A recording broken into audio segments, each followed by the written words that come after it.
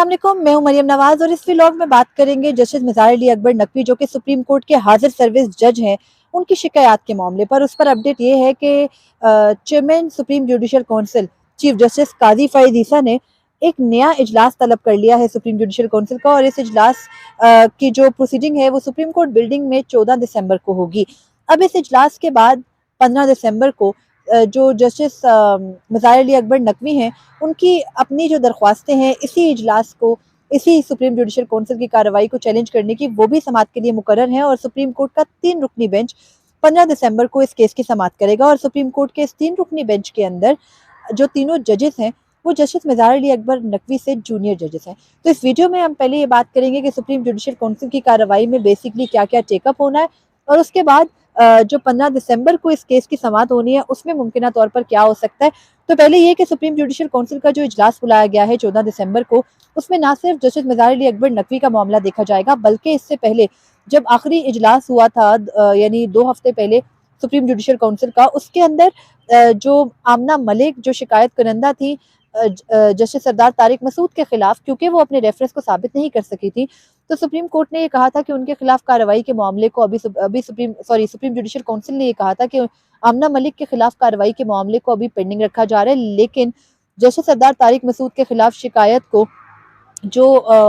Social media पर post किया गया, उस शिकायत को पोस्ट करने पर जो वकील हैं अजहर सदीक, उनको नोटिस किया गया और उनसे नोटिस करके जवाब मांगा गया है। लेकिन अगर जवाब नहीं दिया जाएगा उनकी तरफ से, तो फिर सुप्रीम जुडिशल काउंसिल के पास मुकम्मल इख्तियार है कि वो उनके खिलाफ जो भी कार्रवाई अपने इख्तियार से मुतालिक है वो कर सकती है। तो अब जब जुमेरात को इजलास होगा तो उसमें एक तो ये मामला देखा जाएगा कि सुप्रीम जुडिशल काउंसिल के नोटिस के ऊपर जवाब आया या नहीं, और दूसरा मामला ये है कि जस्टिस मिज़ार अली अकबर नकवी के खिलाफ 10 शिकायत हैं जो कि सुप्रीम जुडिशल काउंसिल में पेंडिंग है, और उनके ऊपर सुप्रीम जुडिशल काउंसिल ने जो शिकायत करंदगान हैं उनको आखिरी जो इजलास हुआ था उसमें बुलाया था, और उस प्रोसीडिंग के अंदर तमाम तर इल्ज़ामात को देखा गया था, और जस्टिस मिज़ार अली अकबर नकवी को एक फ्रेश शो कॉज नोटिस जारी किया गया था, और उस फ्रेश शो कॉज नोटिस का जवाब उन्होंने 14 रोज में देना था। जस्टिस मिज़ार अली अकबर नकवी का ये मौक़िफ़ है जो कि उन्होंने रजिस्ट्रार जो कि सेक्रेटरी हैं सुप्रीम जुडिशल काउंसिल की, उनको लिखा खत, और उसमें उन्होंने ये कहा कि क्योंकि उनको सुप्रीम जुडिशल काउंसिल की पूरी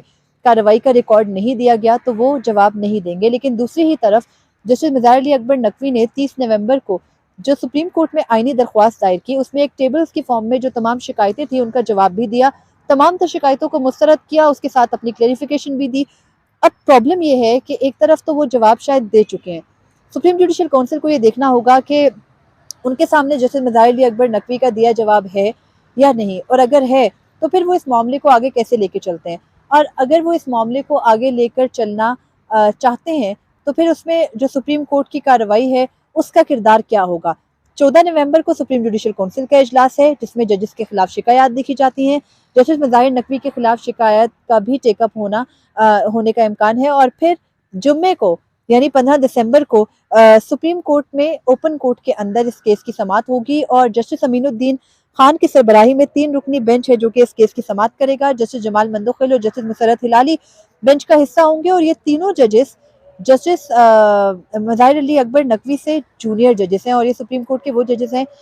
जिनके बारे में अभी तक तो ओपिनियन फॉर्मुलेट करना थोड़ा सा मुश्किल है, क्योंकि इनको कभी बेंच की सरबराही अगर दी भी गई है तो कोई बड़े पॉलिटिकल केसेस या बड़े नोयत के केसेस इनके सामने मुकर्रर नहीं हुए। लेकिन कहा यही जाता है कि ये जो जजेस हैं ये चीफ जस्टिस काजी फैयद ईसा के फेवरेट जजेस हैं। इससे पहले क्योंकि हम सबको मालूम है कि सुप्रीम कोर्ट में डिवाइड की बात होती रही, आधे जजेस जस्टिस बंदयाल के साथ हैं तो आधे जजेस जस्टिस काजी फैयद ईसा के साथ हैं। तो अपेरेंटली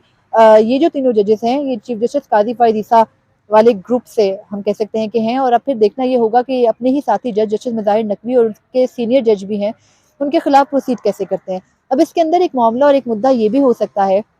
कि जुम्मे को जब इस केस की ओपन कोर्ट में समाअत होगी तो जस्टिस मिज़ार अली अकबर नकवी ने, क्योंकि सुप्रीम जुडिशल काउंसिल की कार्रवाई को कलअदम करार देने की इस्तदा कर रखी है, और साथ में ये भी कह रखा है